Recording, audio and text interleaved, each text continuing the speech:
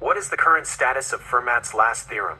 This is the question that has shaken humanity for the centuries. Theorem 1. Fermat's last theorem. There are no positive integers x, y, z, and n greater than 2 such that xn plus yn equals zn.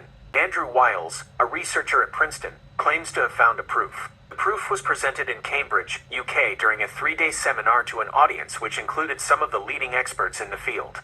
The proof was found to be wanting. In summer 1994, Professor Wiles acknowledged that a gap existed. On October 25, 1994, Professor Andrew Wiles released 2 preprints, Modular Elliptic Curves and Fermat's Last Theorem, by Andrew Wiles, and Ring 14 Theoretic Properties of Certain Hecke Algebras, by Richard Taylor and Andrew Wiles. The first one, long, announces a proof of, among other things, Fermat's last theorem, relying on the second one, short, for one crucial step. The argument described by Wiles in his Cambridge lectures had a serious gap, namely the construction of an Euler system.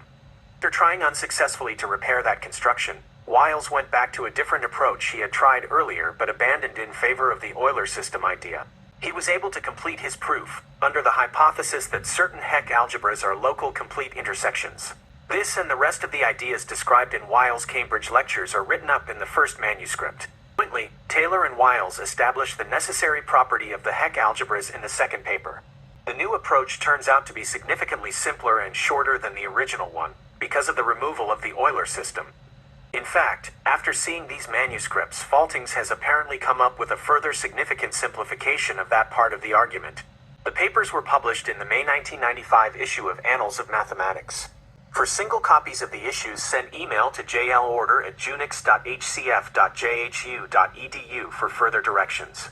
In summary, both manuscripts have been published. Thousands of people have read them. About 100 understand it very well. Faltings has simplified the argument already. Fermat has generalized it. People can read it.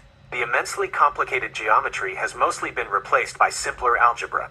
The proof is now generally accepted. There was a gap in this second proof as well, but it has been filled since October 1994.